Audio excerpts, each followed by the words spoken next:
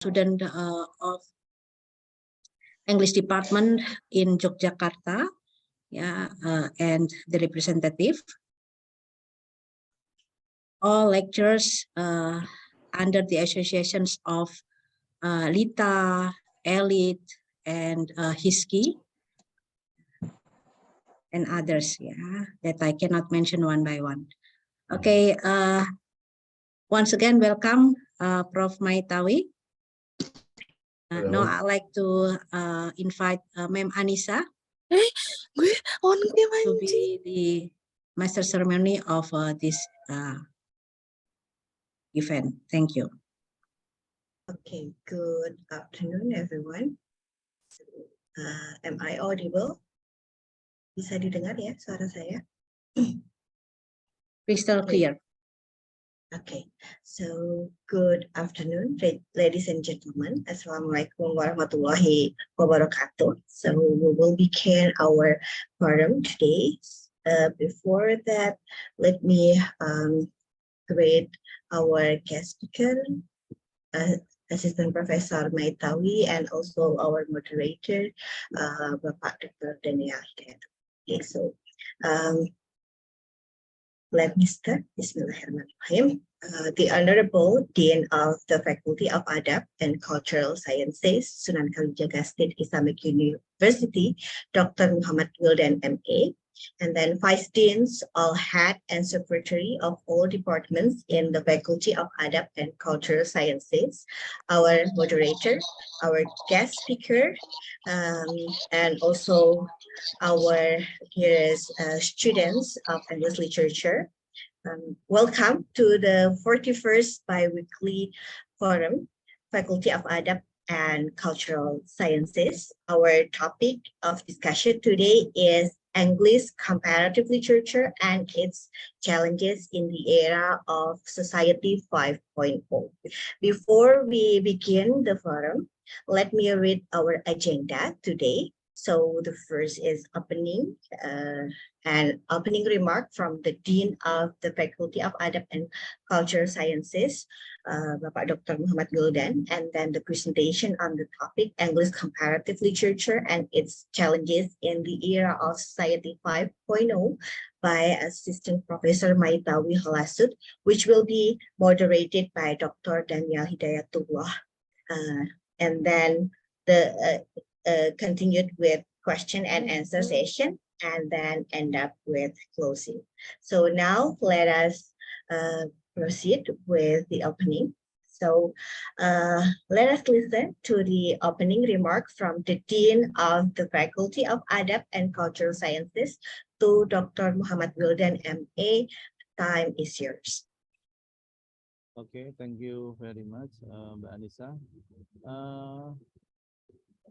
Can you hear my voice? Well, okay, good. Not very clear, Pak. Okay. Assalamualaikum warahmatullahi wabarakatuh.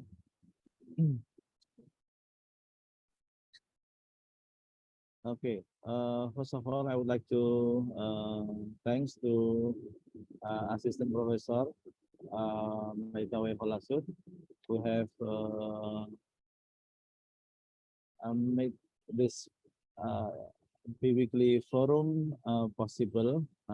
This is very good opportunity for us. And also to Dr. Daniel, also thank you very much. And also to Anissa and all the English department team who has made all this event and all the participants. I'm very happy to have this opportunity because this is a very good opportunity for us, not only because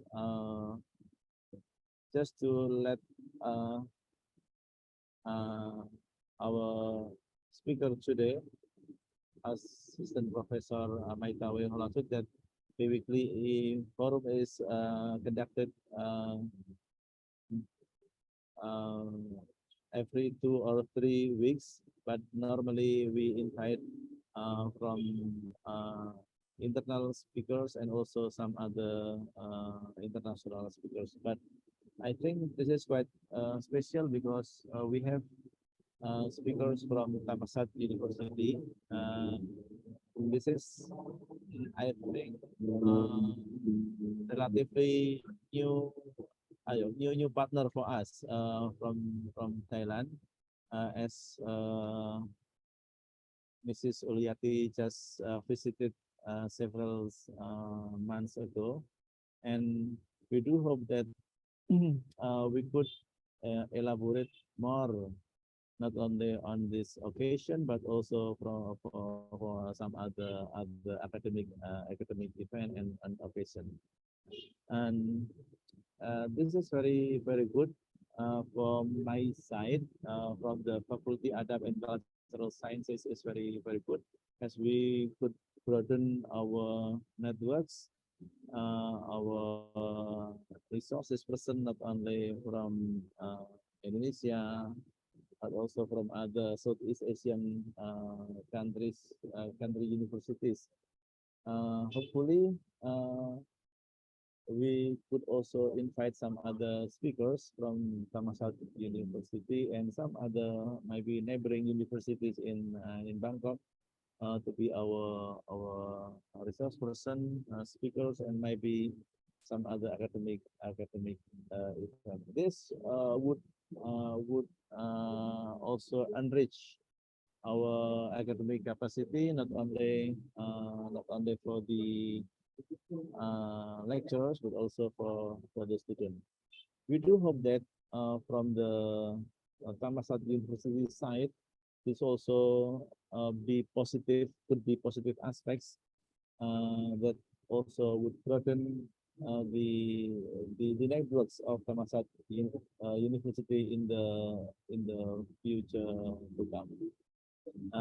I haven't visited Thammasat University. Hopefully someday I could visit. Who Mrs. Uliati has how to say, asked me to strongly advise me to visit Thammasat University to have more collaboration, is to materialize more collaboration in the near future. Hopefully, I could visit. Okay. The last one is about the themes of this weekly forum, the English as global language, English comparative literature. As you know, that English as a global language has many challenges.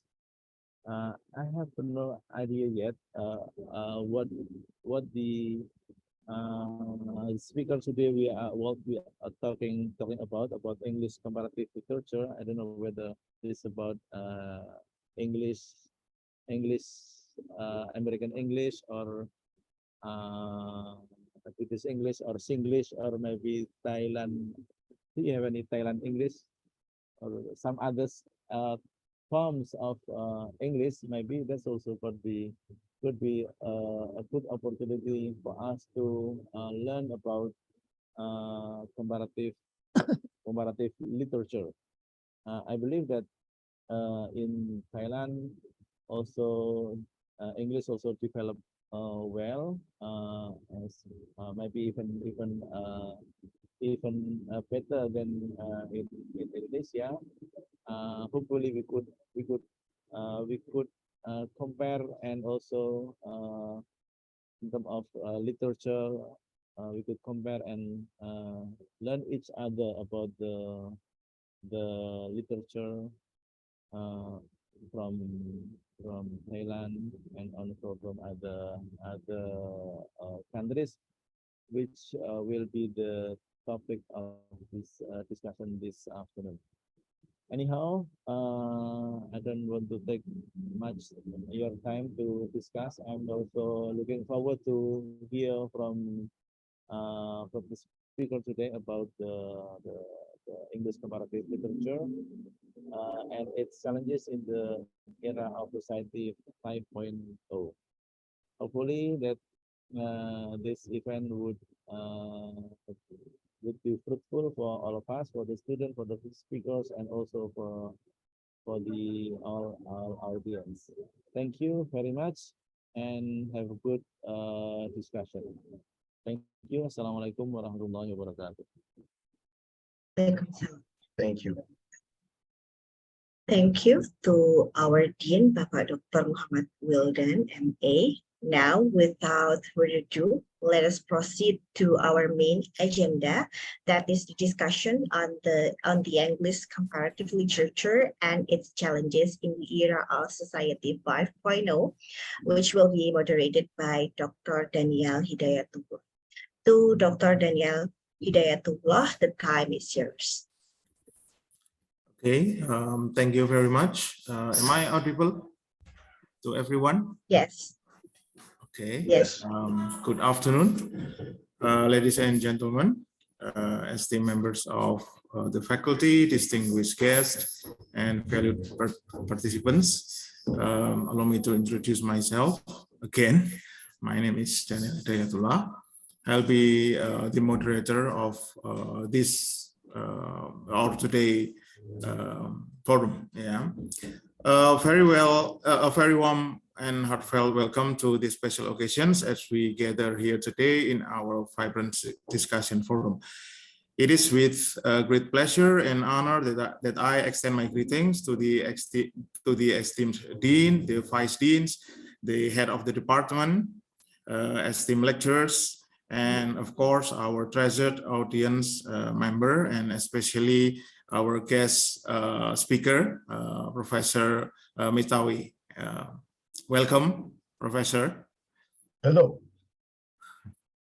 Okay, this forum stands as a testament to our commitment to fostering a spirit of intellectual curiosity and engaging dialogue within our academic community. We came here today united by our shared passions for knowledge, seeking to explore diverse perspectives, challenge conventional thinking, and inspire innovative ideas. Before we start our forum, let me read Professor's Mitawi CVs. Yeah,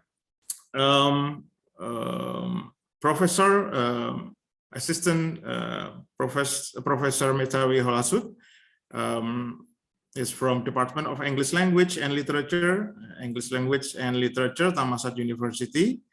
And his research interests are in the areas of contemporary American literature, digital culture, and museum studies. Wow, yeah. And I will mention some of the publications or awards and recognitions. Yeah, I see some very interesting title. Yeah.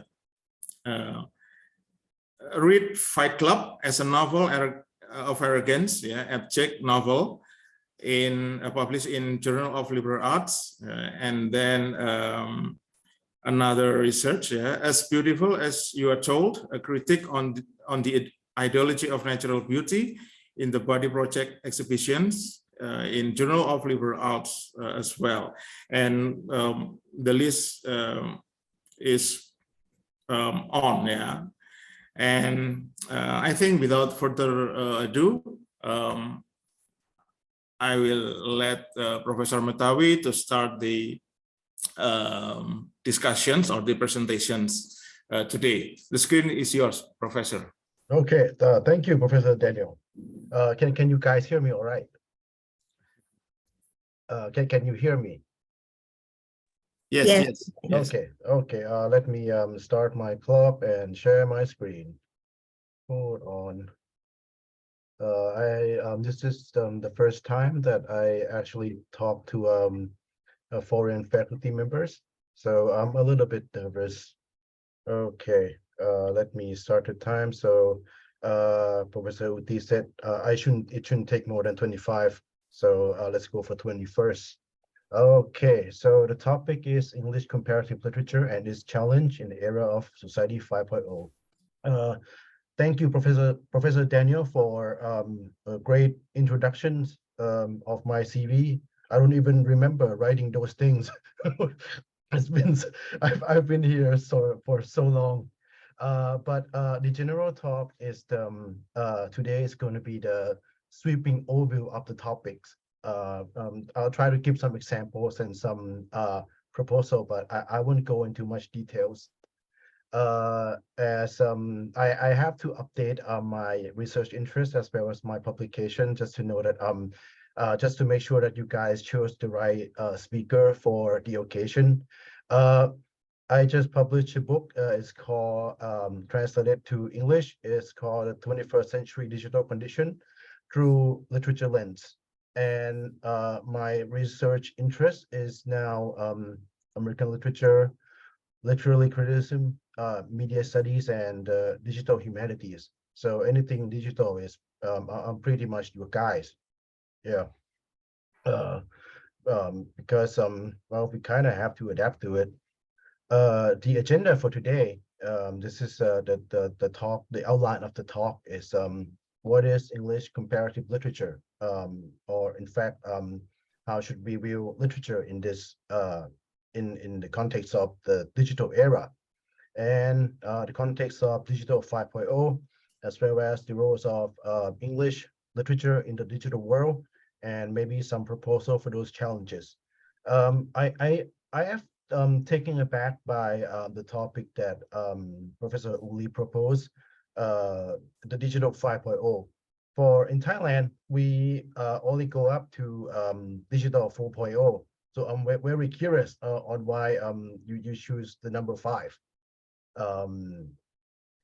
This is just to give you guys a brief overview. I'll be focusing on the functions of literatures, or the position of literature in the Thais and the global context. As you can see here, when we define 4.0, we only define it up to creativity, innovation, and smart Thailand. Basically, I'll explain later, but this is what we are up to now.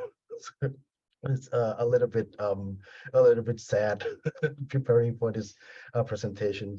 Okay, so I would like to define on how my faculties and the humanities in Thailand in general see ourselves. Basically, what person who study literature see the values of their materials. Literature or the humanities in Thailand, we would like to see ourselves as disciplines of reading and criticism with a wealth of knowledge in the text and culture that can be adapted to suit other areas of life. So it's basically, we would like to see ourselves and justify our positions in the digital world as, you know, the classical knowledge on humanities or of the humanities. But in the perspective of the others, for example, from the perspective of the universities and the societies in general, they see the discipline of literature and humanities as a kind of a luxury disciplines of knowledge that doesn't really contribute directly to the labor market that depends on financial and technological growth. So basically, what I'm trying to say is that there's one of the challenges is that there's a discrepancy between the job market and the digital world, and the knowledge of literature and comparative studies in general. The accusation is usually that literature doesn't really prepare the students for the job market, which is true to a certain extent. But in order to understand these challenges, we have to define what exactly do you mean by Society 4.0, or what does Thailand means by Thailand 4.0. The government usually say that 4.0 means that everything is going to be digitalized.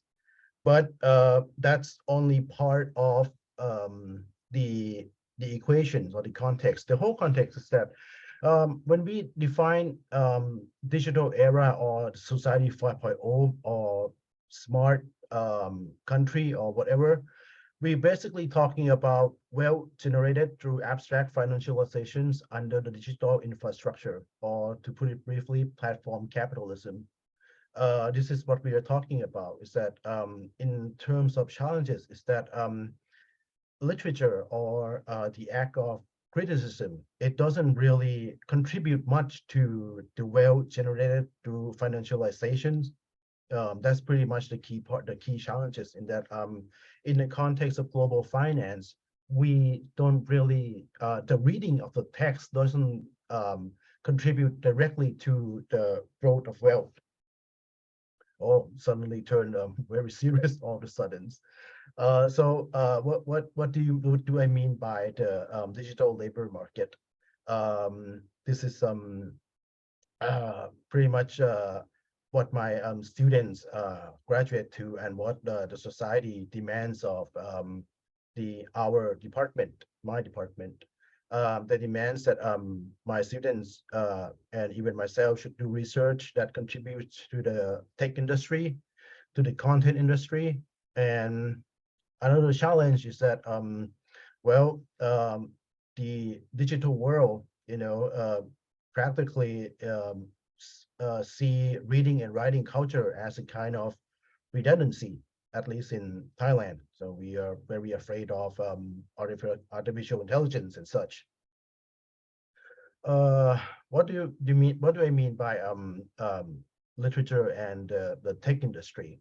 When our students graduate from our curriculum with the knowledge on Western literature, for example, English literature, American literature, Shakespeare, drama, poetry, all these skills are in turns adapted, must be adapted to fit the demands of the digital labor market. My students, even myself included, have to turn these skills into to fit the fields of marketing, to fit the field of branding, to fit the fields of coding, even to become a web designer.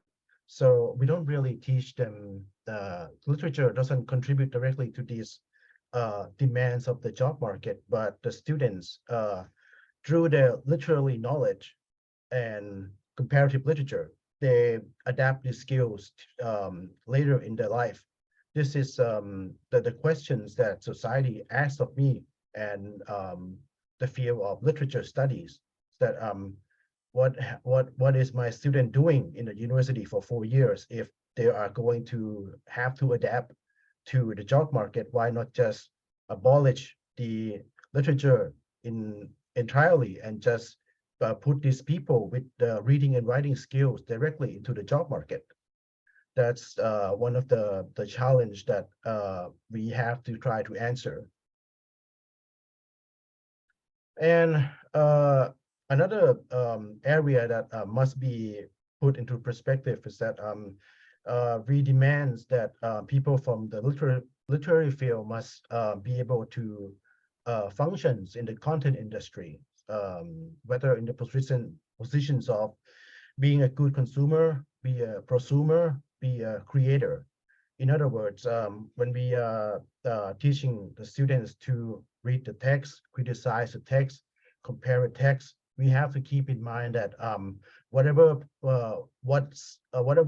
skill we are teaching the students, they have to go into into the society where the hegemony of the computer or the algorithm of the machines and the visual mediums are the dominant modes of functions, or the dominant modes of the medium. So basically, when we teach them the classical text, or when we compare literature and video games, for example, what we're really doing to our students in the wider context is that we're teaching them to produce content. So us and students are basically in the information industry. Whether if that's a good thing or not, it's up to debate. In another strange phenomenon is that we are able to produce this literature students that are a good consumer of content. Basically, all students who graduate from us, or even myself, we enjoy consuming contents because instead of just taking in the raw entertainment of the text or the medium that we're watching, we understand the reference, we understand where things come from, we become we enjoy our dopamine hit when we understand the text or the medium that we're watching. I don't know if that's a good thing or not, but literature studies contributes to indirectly produces good consumer of content. Then again, that doesn't really translate it to the job market. I know the reference, that's the feeling that my student gets when they're consuming information or entertainment on Netflix. They get the reference. They know that the story is adapted from Shakespeare, or they know that how the story portrays the 19th century novels, for example. And this is one of my work. Basically, I am also a contributor to this content industry. My works on media criticisms is also part of the problem, in a way that I used my skills in reading and criticizing the text to produce online articles for news outlet. This article is about interface criticisms of the Forest app, and I compare the digital app to the essays Walden by Henry David Thoreau. So, all of the wealth of American literature that I have accumulated throughout the year is turned into basically a clickbait for advertising and money. But well, it gets people interested in literature. Another thing that happens is that while there are a lot of challenges for literature students, at the same time, just this year, that there's also a redundancies in reading and writing culture in general. When I say that, well, my students goes into the fields of such and such, this field kind of being replaced by artificial intelligence.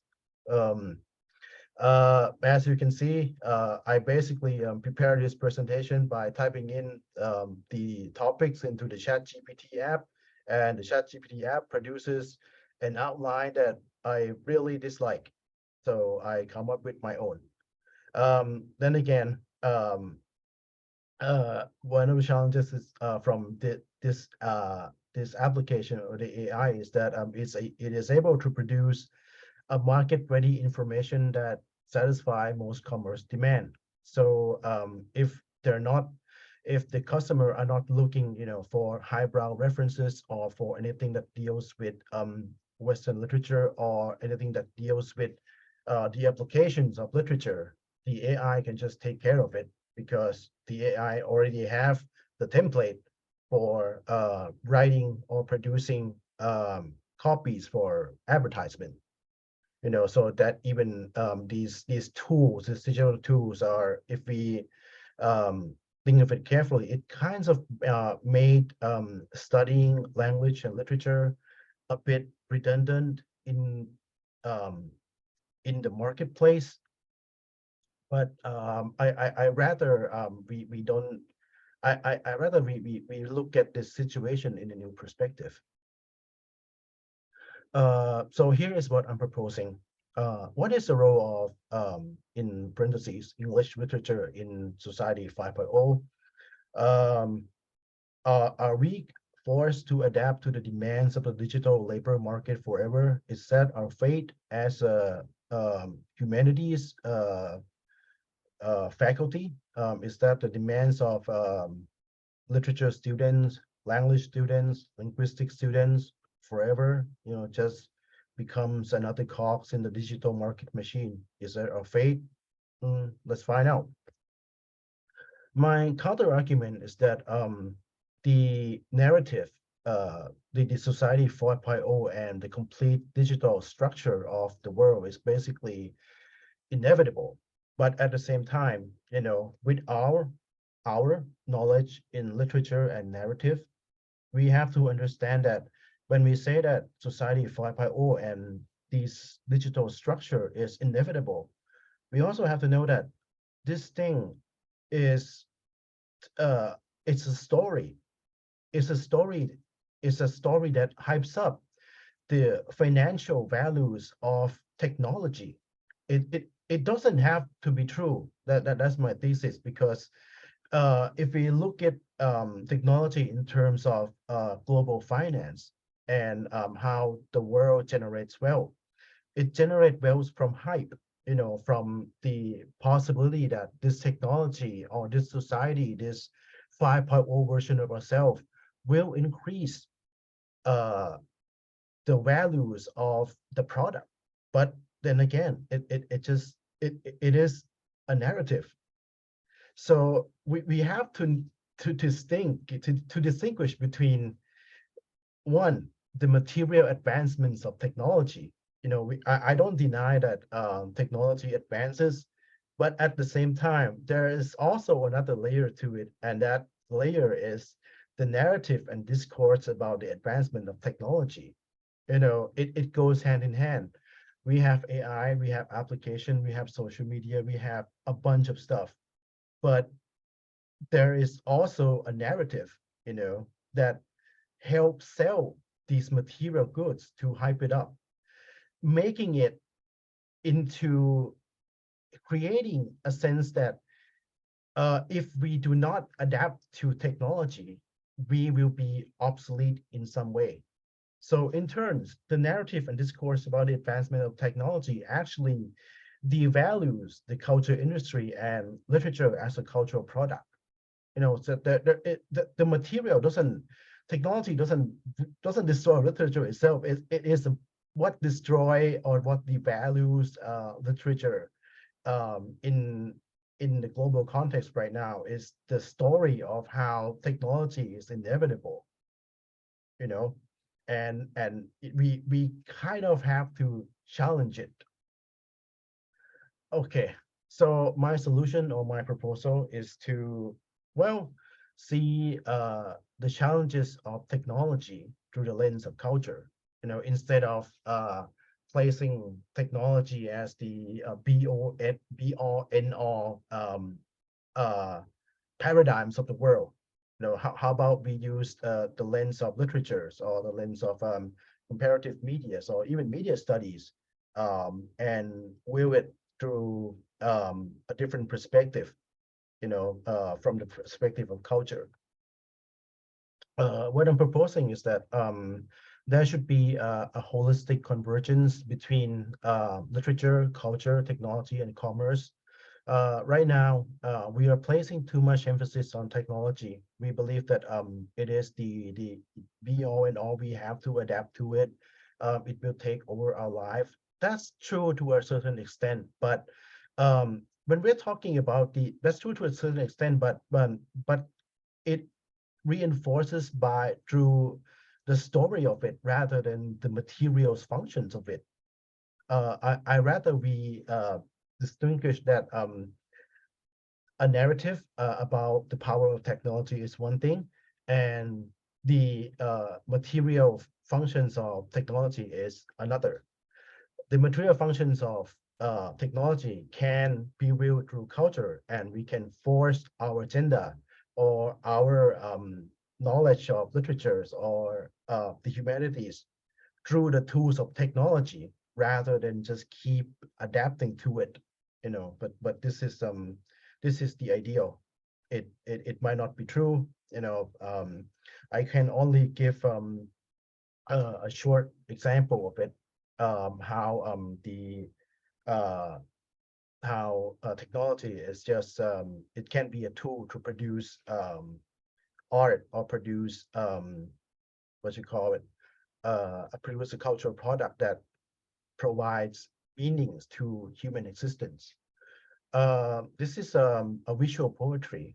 It's called Snow by photographer Shirley Jackson. As you can see from the screen, the cool thing about is that if you look through the account, it doesn't have uh, any description in the picture. It's just this it's just a poetry written in the snow that you can see it through the social media account. Shirley Jackson doesn't gain anything from it. She doesn't monetize it. You can't buy it, but you can permanently view it on your screen.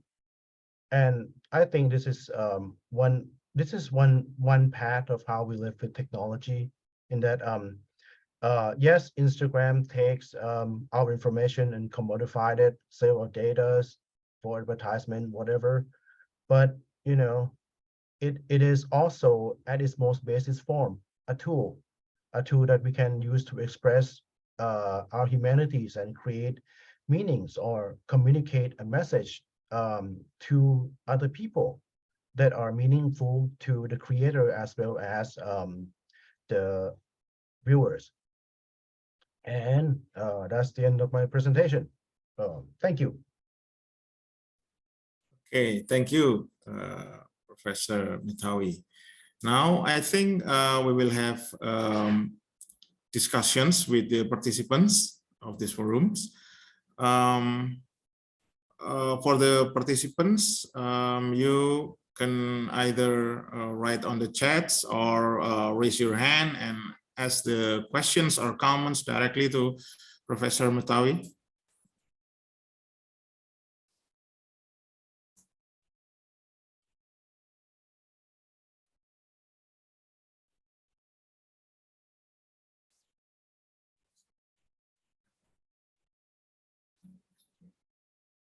Okay, that was very interesting presentations, Professor Mitawi, and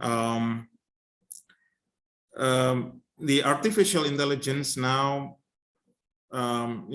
makes some of the academia worried that student will be lazy to think and just use the AI, and some of our colleagues are now back to the old mode of testing, just do it in the class, writes the answer instead of, take home exam, something like that. And but on the other side, AI also helps, the learning. If we are really want to use AI as the useful things to learn literature, instead of just to make a shortcut in learning, but because sometimes like the ChatGPT gives the wrong answer. It's not always right. Sometimes it lies. I have tested a couple of times that ChatGPT gives wrong answer. What do you think about that, Professor? Is that happening? Is that happening in Thailand also? That Yes. the lecturer are starting to worry about the existence of AI? Yes, this is just to help you not to be worried about it so much. I agree with the methods of using the written exam in the classroom. That's what I also do before and post COVID. It's a standard method, and it also, to us, it's helped the students when they just prepare for exams, written exams, and it's easier for the students to write on paper. But this is just to elevate a fear of artificial intelligence replacing us or our knowledge. I would say that we are trying to use AI to read poetry. We basically test before the end of the semester. We actually use ChatGPT to interpret the poetry for us, and we teach the students to read its interpretation. So instead of the student just coming in clean with their own interpretation, we use the machine interpretation first, then we elaborate on its on what it spit out. It's basically just information. What I'm trying to say is that what I propose in the presentation is in order to meet the challenges, we have to view this thing as a tool. Our learning method is basically to not to be afraid of it, but to, in a way, tame it. By just directly showing it to the students that this is what the machine is able to spit out. You and I, us as humans, we can produce a better interpretations of the text. And the students really enjoy the sessions because they don't have to guess the meaning. The machine function as a kind of a semi-human entities, but to the digital humanities scholar like myself, it just hallucination. So, but then again, the student doesn't see it that way. Student, they identify with the information on the screen, and we take it from there. And it's actually a very enjoyable session because it allows the students to not only talk with the text and the lecturer, but also with the machine. Yeah, and they're in the end, they will only see it as such. It's just a machine. It's not you. It can't create anything new unless you train it using your information. So nothing to be afraid of. It's just a tool. Yeah. Okay.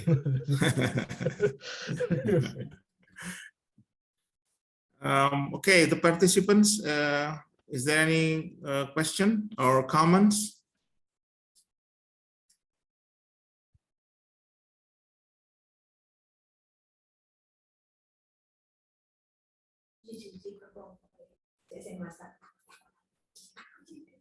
Can I ask the question? Oh, of course. Well, this is the debate. What is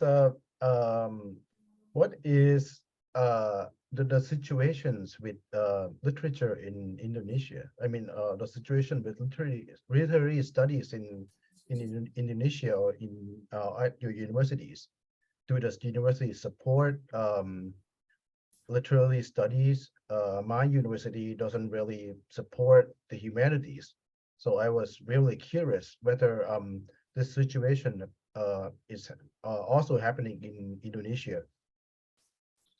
Well, in our university, I think in UN Sunan Kalijaga, we have two or three focus. The first focus is literature, and then the second focus is linguistic, and then the third focus is translations. Yeah, and we also have some students are interested in video game as the graduating paper. Yeah, they research video game, the narrative, the story of in the video games, the characters, etc. And some students also have their research on discourse, critical discourse, CDA analysis from the news, from the advertisement, something like that. And but I think from your presentations, it is something new for us, to focusing on the digital movements, the digital progress, as well as, to make the literature to adapt on that world. Yeah.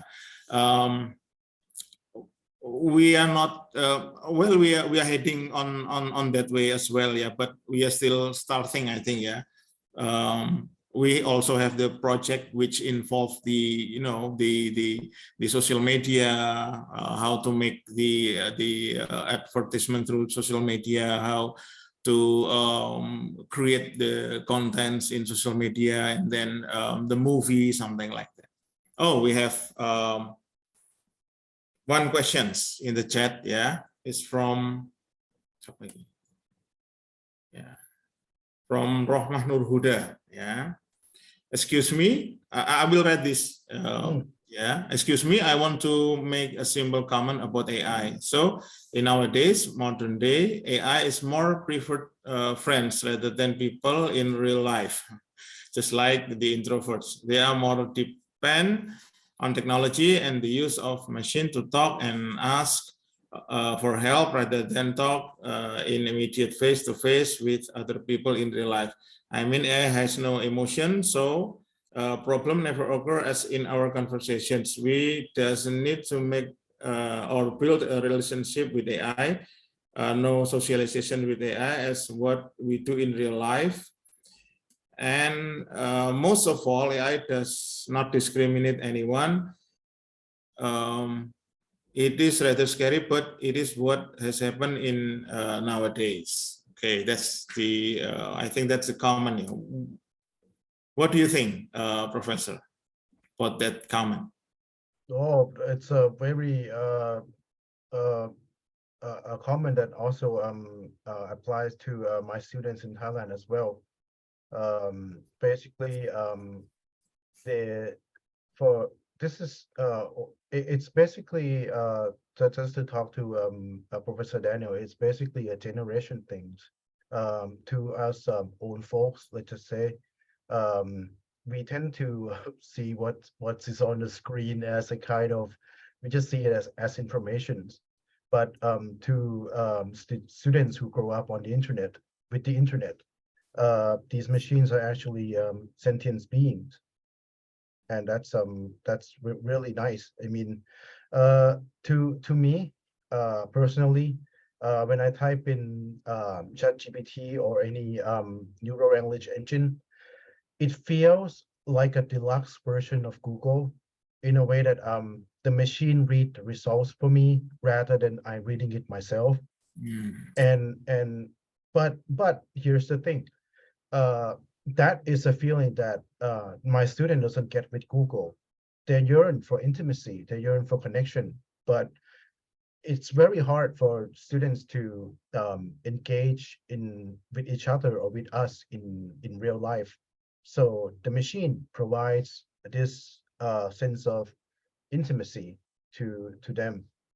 What I think, I agree with the comment entirely, and just to alleviate the fear of AI replacing your parents or you as the older generation, I would just say that it's basically a new mode of life, where you ask a semi-sentient being about who you are, and that's a really neat thing to me. I mean,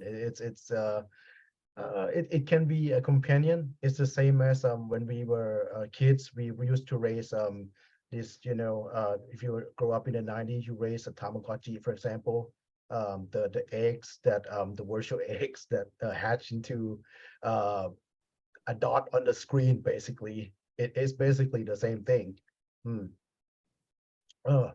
Okay, but I'm happy for the person's typing, in a way that if you manages to make friends with the computer, hey, that's good for you. I mean, I don't have that freshness. I see it as a tool. So to me, ChatGPT is a tool. I enjoy this conversation that I'm having with you guys. I don't talk to machine unless I'm working and I need it to help me with something. But for a person to talk with a machine, to have an intimacy with it, that is something very special to you. And that is also something, in a way, very human. It's the same as when you love a pet, for example. You know, it's a very personal thing. And I kind of jealous that I don't have that.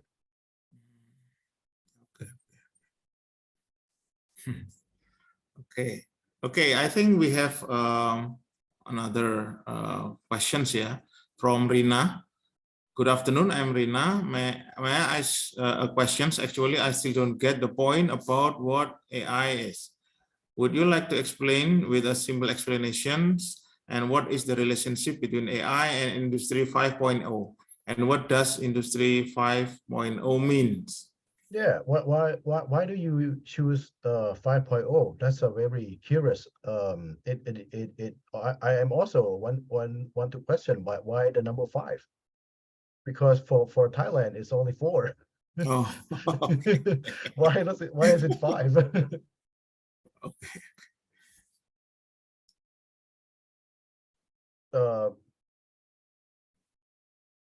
Okay, now we move to the next. No. I would like to Oh, answer this okay. question. Oh, okay. Okay. So hello, Rina. The relationship between AI or any technology with Industry 5.0. What we're really talking about is there is no money to be made in not wealth to be made, a huge amount of money to be made in industrializations. There is a little profit to be made when you make stuff like agriculture, factories, material things. There's not much money to be made. But when we're talking about Society 5.0 or Industry 4.0 in Thailand, what we're really talking about is we can use technology to make fake money.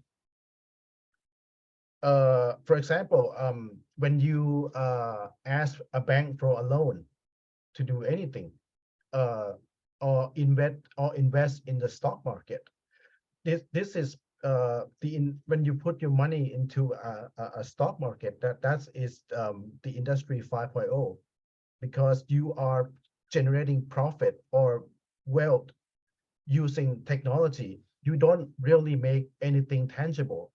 You play with numbers, and that is the core of Society 5.0. In other words, just to boil it down to the most basic concept, it's just everything is becoming more abstract and more virtual, and the money that we make from it, it's basically virtual money that doesn't exist. When you use a credit card, you are participating in Society 5.0. You are using future money generated by a computer. Oh, very scary. It was such a scary answer. but that's the reality. We don't produce anything anymore. Like Keanu Reeves said, welcome to the Matrix. Yes, like that. Exactly like that. Yes, we are now in the Matrix. Yeah. Okay, well, now we are moving to the next questions. Yeah. Hi, I'm Mutawakil Iksan Mufid, but please call me Sen. AI is very helpful and dangerous at the same time. Depends on the people. See, now there's an issue that in 2030, all of administrations and industrial jobs would be replaced by AI. This got to be our concern as college students, because the number of unemployed graduate is remain massive until now. My question is, do we still need the educational institution that still provide a degree that would be needed in the labor market? I mean, I know we need education for a better life, but sometimes it does not always guarantee our job in the future. Thank you. Oh, this is a scary question for all of us faculty members. The student is basically asking, why am I here? Why am I here? Okay, so Mutawaki, I would like to answer the question because I also have the same fear because the university is also asking me the same thing. Why is Metawi in Thammasat University when he doesn't produce anything of note? So it is it necessary for let me be super frank. I will answer this question by saying that I am speaking as a Thai professor from Thailand in the Thai context. Okay, so this does not apply to uh, your place or your university. This is just from the Thai perspective. Yes, in Thailand, there are a lot of students that share the same sentiment as you. They feel like, oh, why do I have to go to universities when I can learn everything on YouTube, when I can learn practical skills? We don't even have to talk about AI. The YouTube is basically sometimes can be a better teacher if you want to learn something. I learned to build a mechanical keyboard just by studying YouTube videos. I learned to make a t-shirt just by studying YouTube videos. So I know the power of digital media as a learning tool. But here's the thing. Uh, do you really want to go into the job market at 18? Or do you want to spend 4 years of your life with your friends, with your teachers, just chilling, basically? You know, the good thing about university is that if we look at it from a very, very cynical perspective, it can be seen as a kind of teenage daycare. You know, it can be that. You know, this is basically what Umberto Eco proposes. University is just a daycare. Here's the thing, it's a fun daycare, and you don't need to really work. You can be trained to work in a Thai universities. You know, but it's a work that give you enjoyment. It's allows you to participate in the theater. It allows you to do things that you can't really do in the job market. And that's the value that is highly privileged and let's just say that more valuable than a degree. Yeah, the degree doesn't care, but I I know a bunch of people who would give their arms and legs just to have just to chill with me for 4 years in Thammasat University. Let's just say that. Okay, okay. Thank you. Very interesting answer. Yeah, teenage daycare. Yeah. Okay, this is from our head of department, Prof. May, Bu Uliati ini. Prof. May, I have two questions. First, beside AI, what are challenges faced by comparative literature in the era of 5.0 with regards to teaching and learning in your class? Number two, what role do intercultural and interdisciplinary approaches play in the teaching and learning of comparative literature in era 5.0? Oh, this is a very good question. I rather see the challenge of technology as an opportunity. I'm not sure how you guys conduct your class, but from my experience, students enjoy making physical things. They don't really care about technology. They can do technology on their own time. But for example, there's this one class where my colleagues who was studying Shakespeare, they basically adapt the play Macbeth into a kind of a rap battle, you know. So the it's this thing that is valuable, you know. Basically what I mean by opportunity is that we live in, you know, the world full of technology. What the classroom can provide is the thing that doesn't have to deal with technology. You know, you can look at it as a kind of an escape. I don't care, but it actually, the students from the feedback, they actually enjoy making physical things. They enjoy the rap battle. They enjoy designing the stage. They enjoy talking with each other. Things that they can't really have with a screen. And to me, that is the selling point. It's not a challenge. When we look at like in my presentation, if we look at it, it's like, oh, we don't have a place in technology in the world of technology, but in reality, it's the opposite. Is that we as a literature lecturers or as a literature classroom, we provide a place that doesn't really need technology to function. And to some student, that is a valuable thing because it's more intimate. You actually have actual community with people making actual things. So it's not, to me, that's not really a challenge. I mean, you can apply a bunch of activities that could take the student attention away from the screen, whether in teaching English skills or literatures. My ideal classroom, if I were to teach the Great Gatsby, I would teach the students how to make the 1920 dresses. That would be my ideal, because I don't care. You're gonna use the AI tool, Midjourney. I don't care. I just want you to make it. I want you to make something.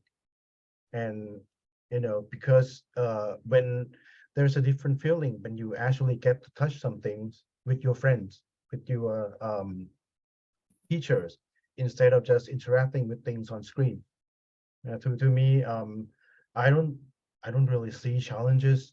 I mean, we have all the tools, a bunch of tools that can make learning literature and learning language skills to be much more fun than we were kids.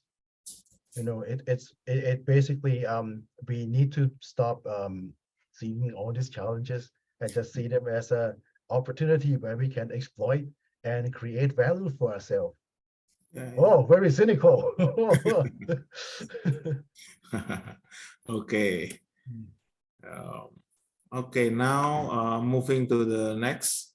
Hello, I'm Taufan. How does the intersections of technology, culture, and literature challenge traditional notions of authorship and intellectual property in Society 5.0? Is Taufan writing an essay or something? This sounds very much like a test question. Taufan, are you trying to get a free answer? Oh, no. It's actually a serious thing. Well,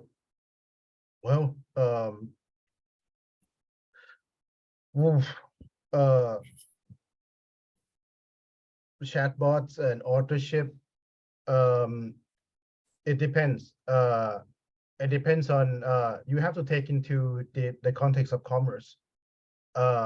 Authorship. Anyone can be an author. I am an author. Taufan is an author. Authorship is in a way subjective. If we just go along the lines of even Lolong Bad, Death of the Author. I mean, anyone can be an author. But the idea of authorship comes in when you consider the monetary values or the context of commerce. Would you fight for authorship if you know that you can make money from it? No, that's the thing. It's like the issue of authorship doesn't depend on the writer. It depends on the profit that can be generated from the position of authorship or ownership, to be more specific. The chatbot. I mean, you can claim that because the chatbot is kind of it's the act of rolling the dice. The screen that I just captured for you in the presentation, the ChatGPT screen, you can type in the exact same question, but the result might be different.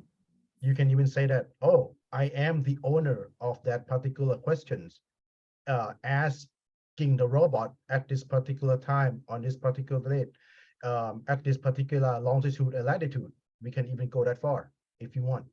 So depends on how you want to categorize authorship. That is also an opportunity. How do you want to commercialize it? Yeah. Okay, authorship with the ownership, it's very close to each other. And next question from Faki Samburno. I have a question, sir. I would like to hear your opinion about maybe integrating AI to be specific information chatbots such as ChatGPT with the process of writing essays of research. By this, I mean not using chatbot as AI ghostwriter per se, but rather using it as a tool to perhaps narrow down a data we need, or even use it to process data in various way we need the way we need it to. So to use the chatbot as to narrow down the data, to Basically to use it for data mining and use it. It basically how should I put this? Back anybody who study linguistics knows that in order to compile the data, you kind of have to use a program. I'm not familiar with the program, but I see a lot of my friends who are in the linguistic department use it. The chatbot is basically the consumer version of that program. It's no different. It just appears as a chatbot, but the end result is that the chatbot is able to compile data. Its accuracy is debatable, but it's a consumer grade version of it. So I say use it, but learn the actual proper program that your professors use, because what is really valuable in today's world is not the data itself, it's the accuracy. So your professor, I mean, if you study linguistics, that's a great choice. That's an excellent field of studies, because you're not dealing with subjectivities like literature. You're dealing with actual data, and your professor can help narrow down the data using a tool that can complement the chatbot. If you can sell your data as accurate as possible with your own interpretation of it, that is highly, highly valuable. The chatbot is just a tool, but you also need to learn a more advanced tool. It's kind of like when you want to make a poster. Well, you can use Canva. Canva is free, but if you want to really make a cool poster, you kind of have to learn Photoshop. It's that feeling. So yes, keep doing. Use the chatbot, but don't over rely on it too much, because any information that it's going to generate, it will not be as accurate or as nuanced or as new as anything with a better and more complex tool. Okay. So it is no problem, yeah, to use the chatbot to narrow down, to select the data, to collect the data. Just basic data mining. No issue with that at all. Okay. Next question from Rafi. I have a question. As far as we know, today's AI has developed into something that can be said to entertain someone or be used to make money. For example, a painting made from AI, or using the voice of a world-famous figure to cover songs. So what happens if AI creates a literary work such as a poem or a novel? On what basis can AI create such work? Rafi, are you trying to sell an AI generated ebook on Amazon or something? Is that your plan? I'm sorry. This is my style. I don't mean to offend anyone. I just make random jokes. It would come out much better in Thai. Let me there's also a question by Nikin below. Basically what Nikin, Rafi, and I'm sorry, I forgot the name of the student who asked about authorship. All of these three questions are essentially the same question on whether how we should what is the value of text that is generated with artificial intelligence? Well, my answer to that is that it is worthless because it is not you. Anything that produces value in the context of the creative economy is that it has to be creative, but it also has to come from you. The text doesn't really sell itself. Here's the cool thing. You can have a AI generated song and artist, whatever. It doesn't matter. Uh, it it will sell only if the consumer knows that it is Rafi who is making the thing. People don't really buy goods anymore. They buy the intimacies of the goods. I would be most of people in general, they buy things because they trust the person. They don't really buy things because they're pretty. They any AI generated art, um, take one look at it. If you look at AI art long enough, you're gonna know that it's made by a computer. You don't really want to buy that because it's it's nothing. I mean, it doesn't have any value. But hey, Rafi takes time to draw it, or Nakin takes time to write it. He actually write the natural poetry, like Rupi Kapoor on Instagram, and that's what people want to buy, because it's something that is rare, it's something that is personal, it's something that is identifiable. So, uh, can an AI produce a poetry and would we buy it? We would, if it's good enough. But will it be classic? Will it be, you know, valuable in the long term? I don't think so. I think it's basically uh it almost doesn't have any monetary value in the long term, because it is not uh stamped to the author. There's no authorship to it. So what really sell is the notions of authorship. If you are known to be the producer of the work, if you are known to be the author of the work, then your status as the author is what gives it value, not the material thing itself. Yes. And I think in the future, this is my personal opinion, there will be a lot of junk file of AI, yeah, and that makes the value of work written by real human, the value will increase, yeah. Yes. Okay. Exponentially. Yep. Okay, next question from Wahyu Kusumanjanti. I want to ask how comparative literature adapt the changing needs and expectations of students in the era of 5.0, and what implication does this have for teaching and learning strategies? Thank you. Wow, great.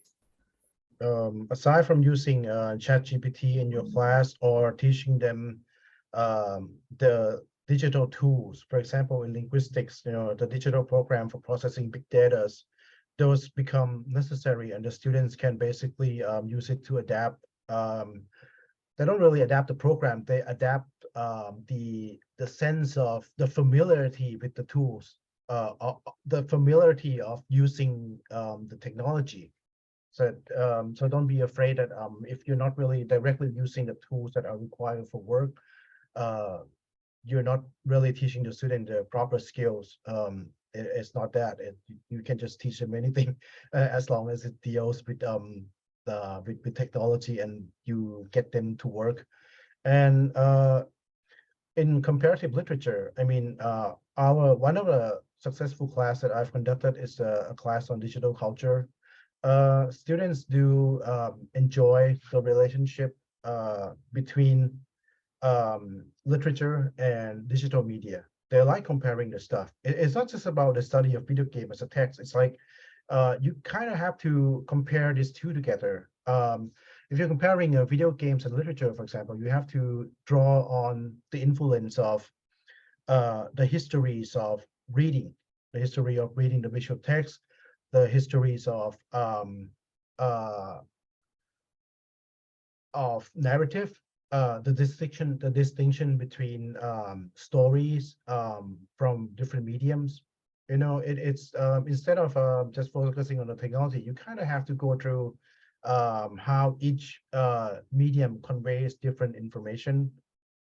So then the students will come to learn that oh, hey, it doesn't really matter what medium we're talking about. It matters about whether I can identify the structure of the stories or not. So that is if we are aiming it as the if we are aiming for that as the objective and the goal, there's a lot of flexibility we can use when we incorporate the text in a book form and other digital mediums. That's then again, I'm very optimistic, so I just see it as an excellent teaching opportunities. Oh man, a bunch of things. Is there any needs of changes? I don't think so. I mean, the hard truth that we don't really want to hear is that our brains are permanently damaged by social media. We can't save it. I mean, there is no a traditional lecture doesn't work anymore.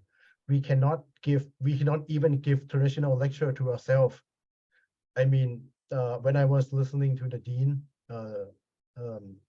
giving the opening remarks, I feel this strong sense of tension that, oh, when is it gonna be over?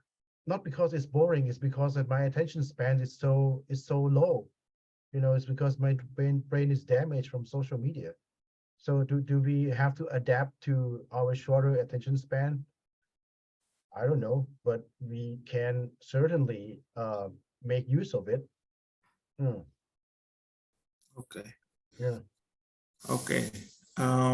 Next questions. From Disa. I have a question, sir. We know that AI has good effects, but also bad ones.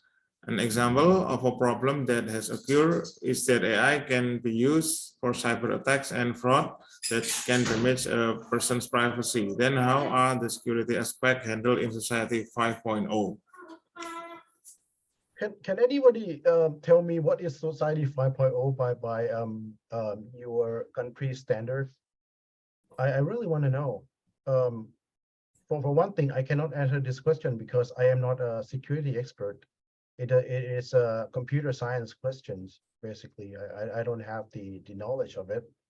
But I'm very curious on what do you what is the situation on this Society 5.0 thing, because we when in Thailand, when we say that we are living in the Society 4.0, that is just a government policy. It doesn't really mean anything. Yeah. It just that we kind of we live with it just means that we live with digital technology, and that's it. Because these questions, I am still being scammed by cyber attack pretty much every day. So is that the price that I have to pay to live in a digital society? Because at its most basis form, what we say as a Society 5.0, 4.0, whatever, it's just a narrative. It doesn't mean anything. Yeah. I agree. Yeah, just make more confusions. Yeah. Okay. Okay, next. Excuse us, sir. We would like to ask whether there is any further impact from the AI or such in the work fields. Yes. Yes, they are. In a way that if you are an average at anything, if you're an average copywriter, if you're an average whatever, the AI will take your job, because the AI can only produce mediocre work. If you're not looking for anything fancy, if you work on anything fancy, if you do anything that doesn't require complexities, or let's just say creativity, the AI will replace you. that because it can produce just it can produce generic information, but not special information. It cannot write comedy, it cannot write tragedy, it cannot make an interesting metaphor. You know, it just produce your standard formal text, formal modes of communication. If any capitalist or any company or any works that require a standard procedure of information, the AI can do it given the cost and processing power. But if you're, for example, if you're my students, they work for let's just say an international brand in Thailand, her job will not be replaced by an AI because she can write things that are funny, things that are human, things that make people laugh, things that makes people cry, things that the AI cannot produce. You know, in other words, her work is not mediocre. Her work is above average, even special. And unless the AI trains on her model, they're not going to replace her. But anything that is average, anything that is formal, anything that is standard, they're going to take your job one way or the other. Okay, so Very sad. Very sad. yeah. So be special, yeah, be unique. Next, from Fatur Rahman, I have a questions. How has the representations of artificial intelligence in science fictions or literary science fictions evolved over time? And what does they say about our changing cultural attitudes towards technology and its role in our lives? Oh, well, this is a very good questions. Huh. In sci I'm guessing that the person who asked is they see a similarity between science fictions and the current state of technology or what is being predicted. Our view of technology from a literature professor like myself is that these there is really a need to distinguish between actual possible technology and the stories about that technology. You know, science fictions are not random things. They are influenced by the current technology at the time. For example, if you write a science fictions in the 1920s, you use a telephone, and you imagine that in 100 years, there's going to be, you're not going to just hear a voice from the line. You're going to hear a voice in a picture, like what we have now. That phone is the basis for the imagination. That phone, that phone sparks the imaginations of the author. And here's the thing, it's just a story. I mean, it's just a story. And sometimes these science fictions novels or science fiction movies, they may appear as if they are predicting the future, but they're really not. They're just stories that people who benefits from it really wants it to come true. For example, last year in Thailand, there were craze about the metaverse, and this year there are craze about the AI. So what is really selling the metaverse? Is it the stories of Ready Player One? Is it the stories of sci-fi novels? Is it the story of virtual reality, the Matrix? No. What sells the metaverse is not the technology. It is the story about the technology. And as a literature student, we need to detect whether something is being hyped up because of technology or because of story, or what the actual possible thing. Most of the time, you know, things are hyped up because of narrative of stories, because humans are well, we like stories. I mean, yeah. So to answer the question as brief as possible, right now, we don't really engage with technology as a thing. We engage with technology or the possibility of technology. We engage it through a frame of stories.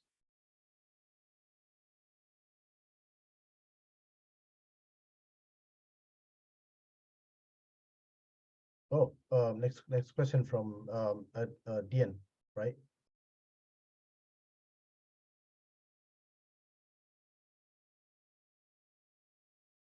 Hello.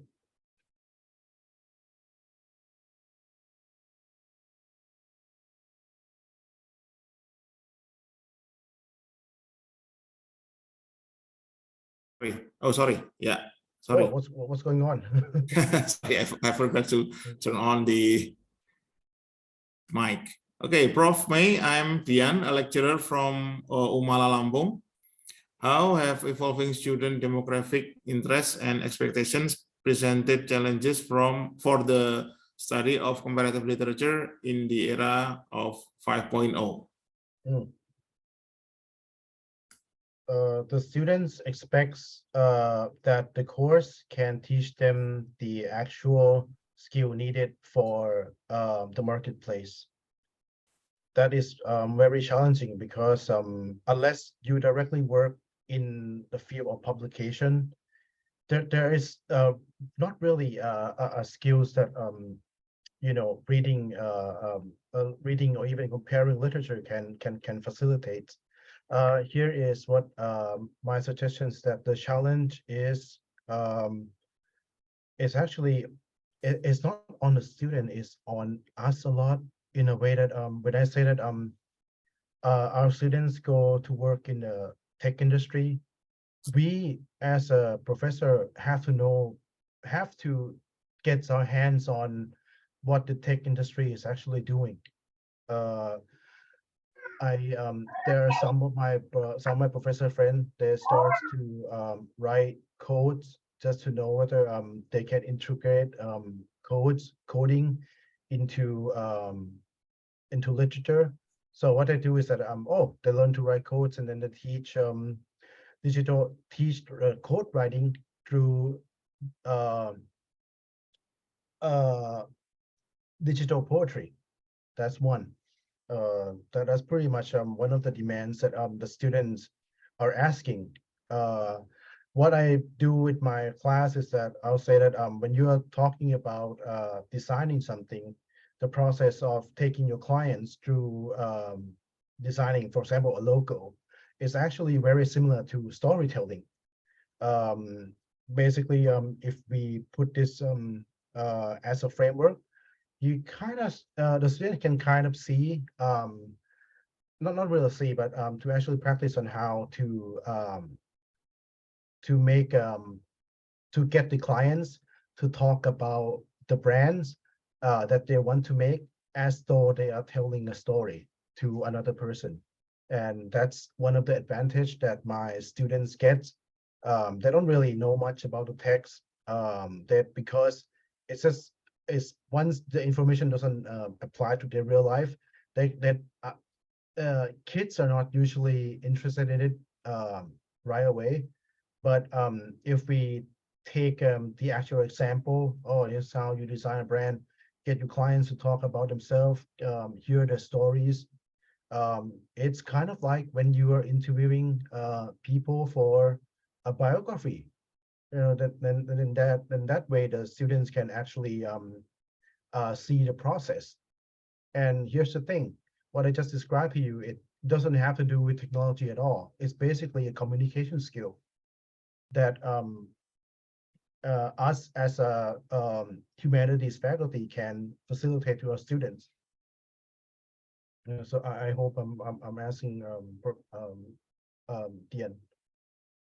Okay. Okay.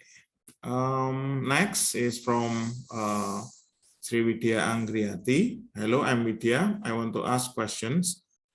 Currently, job competition is very tight, and there are many criteria and skills that a company wants as a requirement for applying for a job.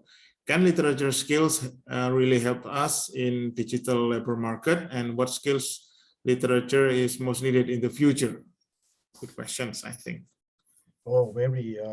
This is what my student asks me every year, and I'm very surprised that they didn't ask the question before they enter my department. I mean, you know, why study literature when you know that it's going to be hard in the labor market? That is very strange.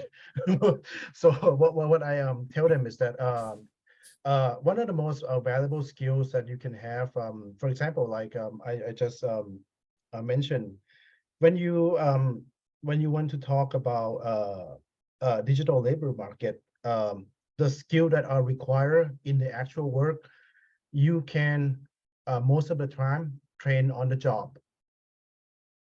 Okay, so when basically this is just to the only skills that you are really require in the digital job market as a humanities student is Microsoft Excel. This is the program that most of my students, even myself, struggle with. You know, you know, anything that a digital program, all those point of sale things, easy to learn, but Excel is what pretty much is the barrier for negating most most humanities students into the job market. You know, so you need to teach your student Microsoft Excel. That is the mandatory skill. Okay, okay. It is no, this is not, this is true, because in terms of what the job really the digital market that really demands is depends on your economic situation. For Thailand, most high paying job like value creation, for example, or marketing or advertisements, they require storytelling skills, the ability to identify what story captivates the audience. That is the key thing that distinguishes between you and a computer.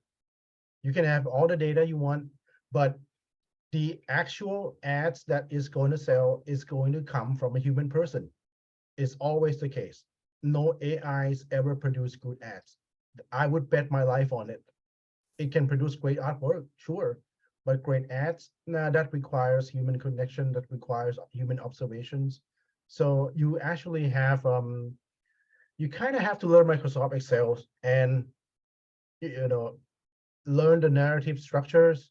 Those things are really necessary if you want to get into the field of marketing and advertisement. You know, that's pretty much the field that my students are very comfortable to operate in, and I'm very jealous of them because they make much more money than me. I cannot go to my students when they go with my student when they invited me to dinner.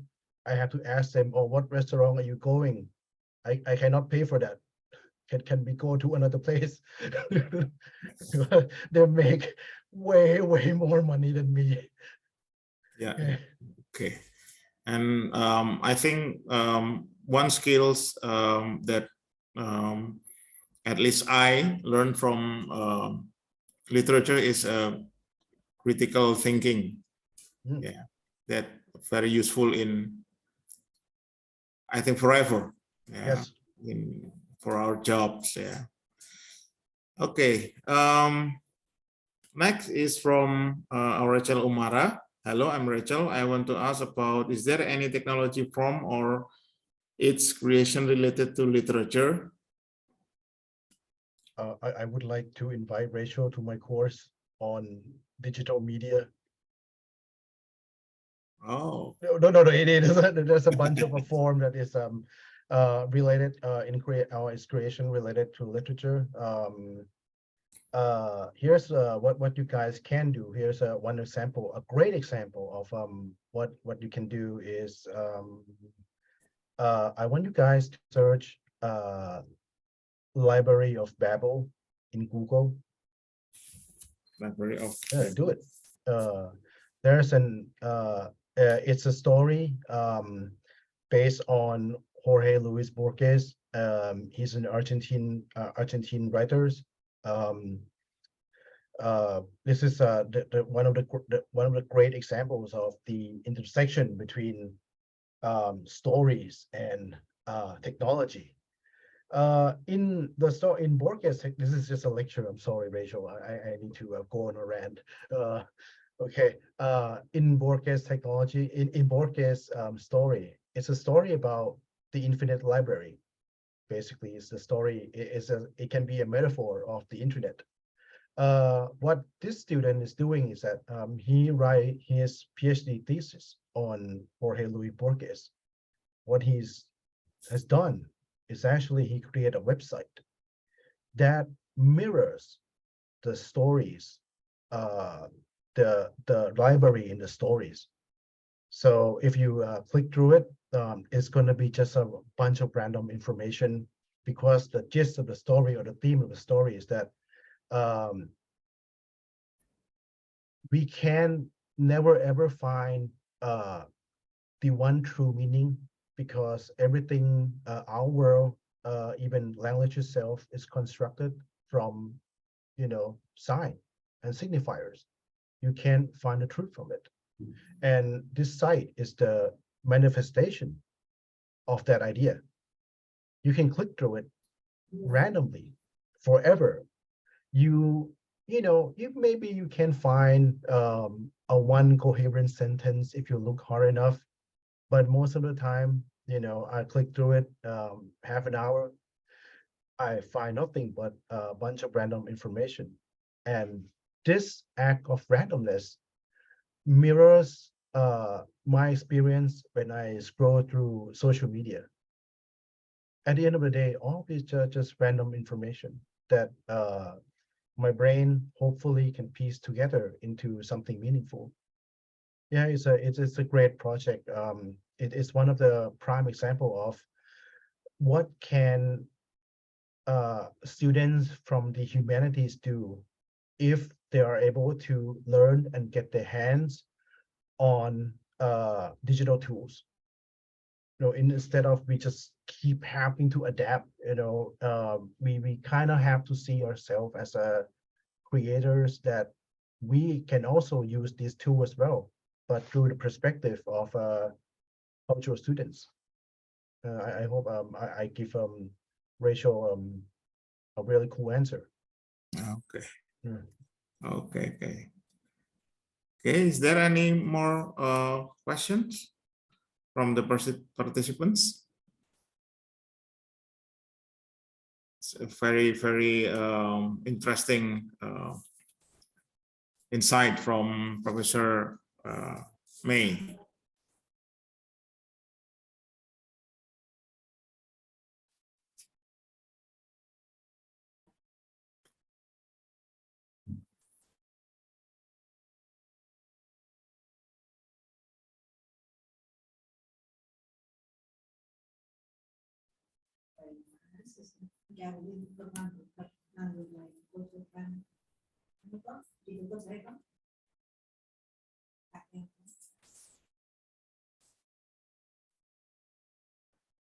Okay, once more, I invite the participants. If there's any questions or maybe response.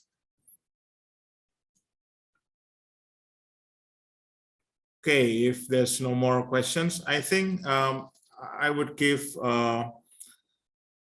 some time to Professor Metawi to give a closing remark or conclusions for these presentations. Oh, thank you for the questions, and thank you for Professor Uli for inviting me on this very special occasion. This is a very fun experience. Just reading through the questions, I feel like I'm back teaching again, even though the semester was just over a few days ago. And my closing remark will always be, do not ever look down on yourself as a humanities students, or as a literature students, or students who work in a who study in the areas of humanities, because it's, like I said, it is a very highly adaptable skills.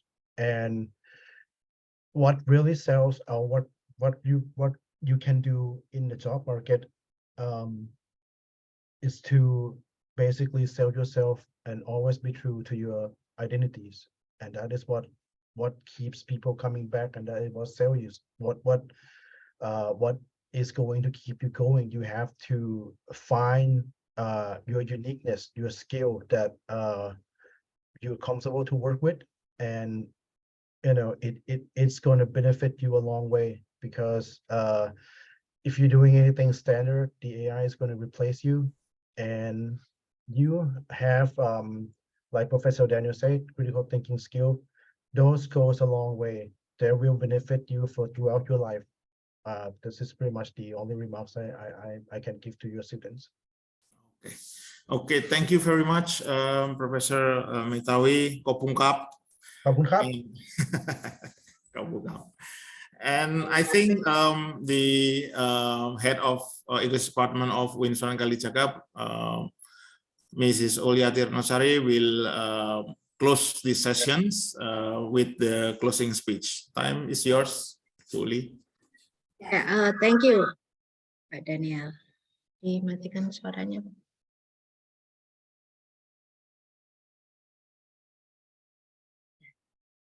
Yeah, thank you, Pak Daniel.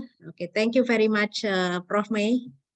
Hello. Nice to see you here, Prof. May. Well, Alhamdulillah, yeah, praise and thanks be to God, ya Allah Subhanahu Wa Taala. The bi-weekly forum event today ran smoothly. Many questions were discussed, yeah, and debated with Prof. May. Thanks to Dr. Daniel, yeah, who teaches comparative literature, actually, Prof. May, in our study program, specializing in masculinity studies. Yeah. What? His What concern is masculinity. Yeah. And I do hope that he's going to. We are planning next year.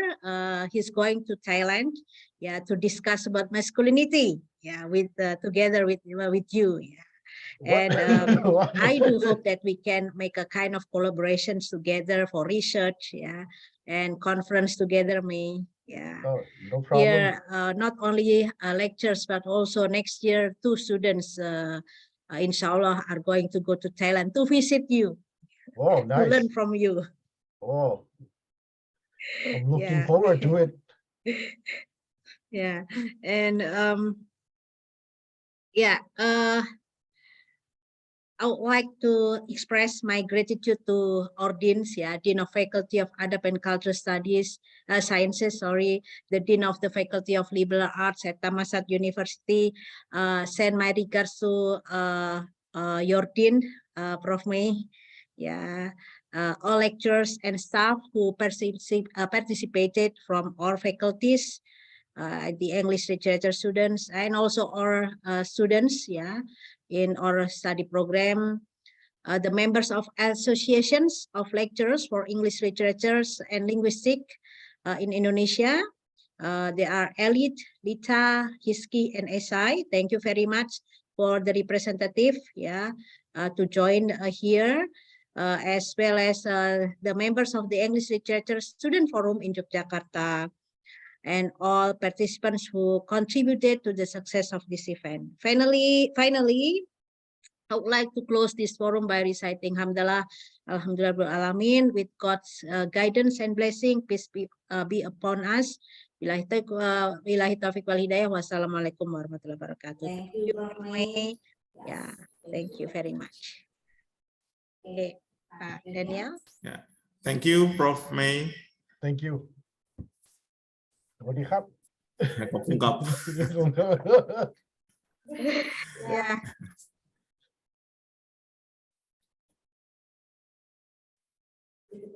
Yeah. Okay, I will close this room. Once again, thank you. See you soon, Prof. May. All right, see you, Daniel. Bye-bye. Bye-bye.